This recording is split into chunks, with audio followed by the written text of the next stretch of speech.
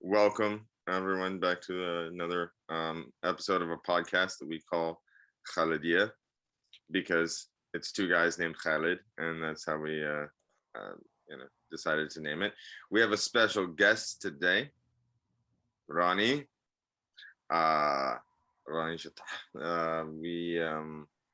I met you like 11 years ago when I was living in Beirut, and you were doing the Walk Beirut. Do you still do the Walk Beirut tours? I haven't given the tour since late 2019. Okay. That was the last time I did it, and for many reasons. One of which is the country has been through so much since October 2019. Things got very tricky, and shortly after that, coronavirus made it impossible to have big groups joining. And since then, things have been taking a downward spiral. So I don't think it's the right time to try to give a fair interpretation to the city, which I tried to do in the years before. So I'm going to wait a bit before doing it again. Well, before I go, I want to continue introducing you, but I also wanted to introduce you to Khalid Serafi, who is my... Yeah, I'm like sitting here, like I'm waiting for the introduction. This is my compadre in this podcast. We were students together in the master's program at UCLA, and we've been this is our seventh episode now. I think it's episode 8. Is it 8? I think it's 7 or 8. I'm not sure. Yeah, but hi, Ronnie. It's nice to meet you. It's a pleasure, Khalid. Well, I'm glad. I assumed it had something to do with a name. I didn't know there were two, so that's it's good to know how these things happen. I assumed it was the other Khalid. It turns out, it's nice to have a story behind the name, right? Yeah, exactly.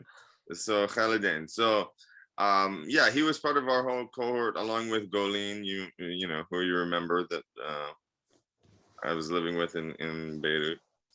Yes. But yeah, your walking tours were great, and I learned a lot. And I still remember many of the stories. It was great because it was so historical that you would take us to different spots in Beirut, and between like Roman baths and the fact that Hamra was named after the red dirt, and also methods of that were used to counterfeit American dollars. Yeah, very good memory. I remember the stories that you told. So yeah, it's nice to talk to you. It's been a long time, and you're looking good. I wish I was looking good. You're a very decent liar. I'm fat. I've expired, and you're seeing me in a car trying to charge a phone to make this happen. I'm in no good shape, but I appreciate it. You look good too. I think I'll let you take whatever you want. I think you've aged better than I have in the last 11 years. I don't know. But yeah, we wanted to have you on and talk about what it is that's happening in Lebanon, and maybe start with a little background, like the last few years, and then get maybe a little bit more of a personal aspect. But like for those who don't know, like where the protests about the economy started before the this explosion and all of that, like maybe what's up in Lebanon. Sure. So just to give you some context, and now I know how to work this properly, I'm going to open my car window and I will show you. So that's where I live. Mm-hmm. The entire building's facade was destroyed from the port blast that happened. If you can see just down the street behind those trees is a section of the new port. So I live in a neighborhood called Maram Khayel, which was impacted tremendously by the port blast. And the reason I'm starting it this way, the port is really right here. And actually that's the view from my window when I'm upstairs. So the reason I'm starting it off in a somewhat somber note is because next week will be the 1-year anniversary of the port blast, and things have been rapidly deteriorating, not just since the port blast last year, but as you said, Khalid, earlier, the last 2 years have seen a very, very devastating toll to this country for a number of things that have happened, one of which is economics, which you hinted at earlier. I think when you visited, which by the way, you said 11 years, time goes by Yeah, very quickly, that was crazy. very Yeah, it quickly. was 2010. It feels like yesterday. So the money that you used 11 years ago was worth roughly the same amount up until almost 2 years ago. It was at 1,500 lira to the dollar, which was a more or less a fixed rate, a managed float that was in place. Just a few days ago, it was at 25,000 lira to the dollar. So it lost over 90% of its value. So if you can imagine having money in your wallet that disappears in almost all of its value very quickly, and that's become a reality here. The political situation is terrible. There has been no government.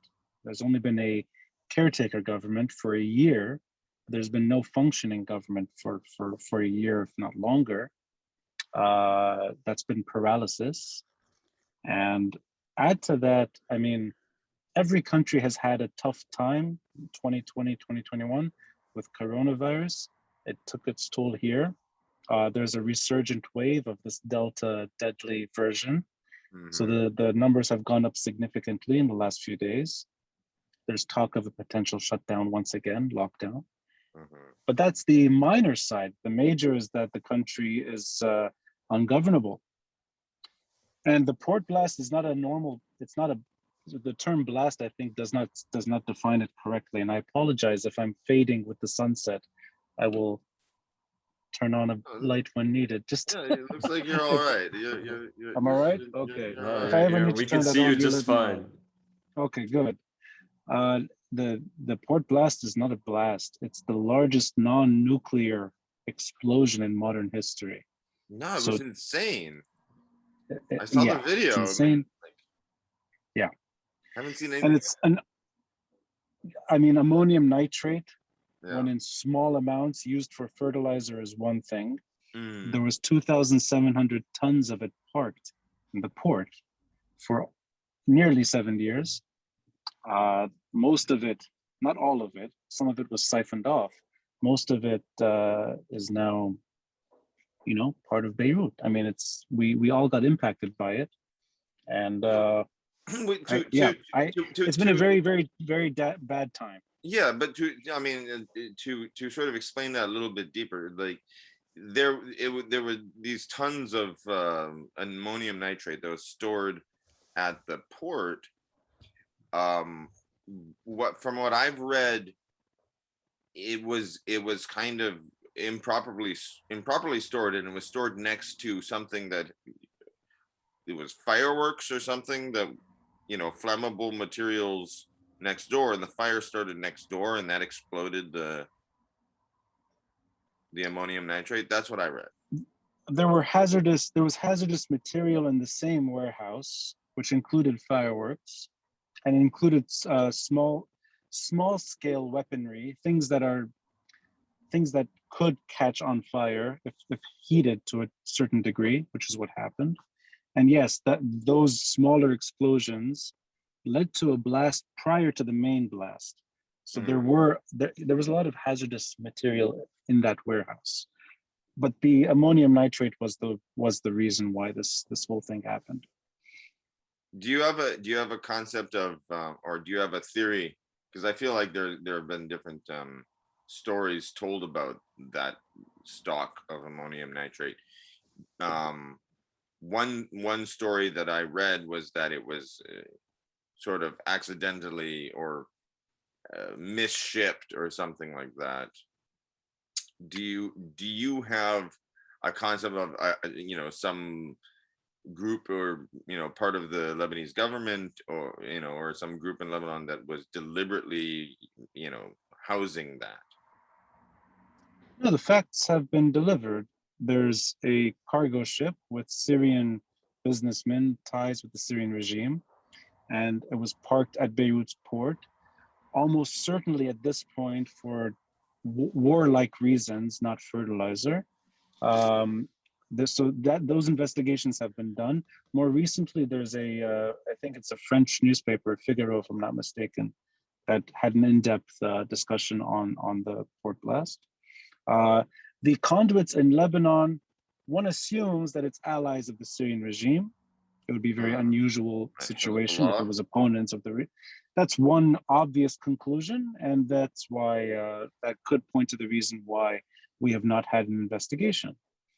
This type of enormous explosion requires something that is done in an international to international standards, not a sloppy domestic patching up investigation, which is what would happen if Yeah, one I was heard it done the other via. day. There was a top general, a top Lebanese general who was basically prevented from, or he was given immunity from testifying about this. There's been discussion for many, I mean, going back now since the blast on how to remove immunity from a number of people. These are politicians, these are intelligence officials. This is actually, if I'm not mistaken, you're referring to the head of general security, which was a few Yes, weeks yes. ago. Yes. Uh, these discussions come and go. No immunity has been lifted as of yet. And actually, these are actually ongoing discussions even today. The former Prime Minister, Saad Hariri, who was in a caretaker capacity for 9 months, also now just saying that we should lift immunity. But it's a constant discussion. It hasn't gone anywhere. Well, I think that is emblematic of what's going on in the country politically, just on a grander scale. Maybe we can talk a little bit about how things came to where they are. I know obviously this is like we don't want to get too far back into the history, but just to give our listeners some context. Yeah, well, I mean, Sophie, you were in Lebanon more recently than I was, doing work with Syrian refugees. Yeah, it was 2017, so it was a while, like not too long ago, but Yeah. before any of all this, like all this stuff that like the recent events had happened. Yeah. this is the question. If you ask a number of Lebanese, you'll get a number of answers. And I think the easiest way to approach this from a subjective view is to focus in on the state's erosion for over half a century. And it's a word that is used here. I don't think it catches enough traction, but it's something fundamental, which is that Lebanon lost its sovereignty long ago, going back to 1970. And this country has been a battlefield for regional problems. Now, that is not the only problem that has impacted Lebanon, but that is a structural problem. And clearly in 2020, we're still paying a price for being part of a regional war. This time around, we're a weapons depot for a regime that is fighting for its survival next door. But those problems are old. It's a structural problem. So that, I think, is the fundamental background problem. Up front, and in at least recent years, it has been an economic situation that has its ties to the Syrian conflict next door. Lebanon did pay an economic price for having that conflict seep into Lebanon. It's also pure corruption. Lebanon is famous for its corruption levels, and that has been, thankfully, it's been addressed vocally, repeatedly by protesters in this country, and it's being taken seriously, whether it's the IMF or the World Bank or even sanctions, which have been applied on Lebanese officials due to corruption, not due to geopolitics per se, not the usual sanctioning that we hear. It's actual corruption, whether it's the Magnitsky Act, which is fairly new, or even taking an aggressive tone against corruption in Lebanon, which is good. Add to that, the Lebanese post-war system, and when I say post-war, I mean post-civil war, it functioned in a way that doesn't lend itself well to a post-civil war situation. meaning that many of the usual suspects are still in power. There is one militia, Hezbollah, that has survived 31 years of a post-war environment, and not just survived, it grew. And it grew to the point that it's a regional army. It's not a Lebanese local militia. So there's a situation there that's absurd for a post-war country trying to rebuild itself. And more, very, I mean, it's really the last few months is that the ungovernable situation has taken its toll. So institutions don't work. The state effectively collapsed. And I'll give you an example. I mean, electricity is the most obvious one. There's no electricity. In the capital city, Beirut, if you're lucky, you get 4 hours of electricity now. Only So you have 4? generators, only 4. I mean, you have see, even before this giant explosion, you know, when in 2010 the electricity would go out for at least an hour per day. Oh, it was going out for at least 3 hours per day after the Civil War ended. That was a good day if you got 21 hours of electricity. Yeah, but now it's reached the point that generators have replaced power plants. So, I mean, it's just a constant buzzing and humming of generators. So there's that side to the story, that the state doesn't work. Water supplies have reached critical levels. You get pumps to pump your water tanks. Pharmacies don't have where? private, either it's private companies that mostly do it, and they're going to run out at some point too. But it's the generators. The water supply, the water plants require generators. Even internet outages have become frequent. Our local internet providers need to have generators running to actually power. And if you don't have power, you can't supply internet. And very recently is something very serious. There's no medicine. If you want basic medicine, and sorry for this sort of vulgar example, but diarrhea, I needed some anti-diarrhea medicine, out of stock. You can't get something basic. I mean, Imodium, something that you take for granted, Yeah. or anything. Paracetamol is decreasing in supplies as well. So there's a serious societal breakdown happening. Add to that the currency fluctuation, which has killed the economy.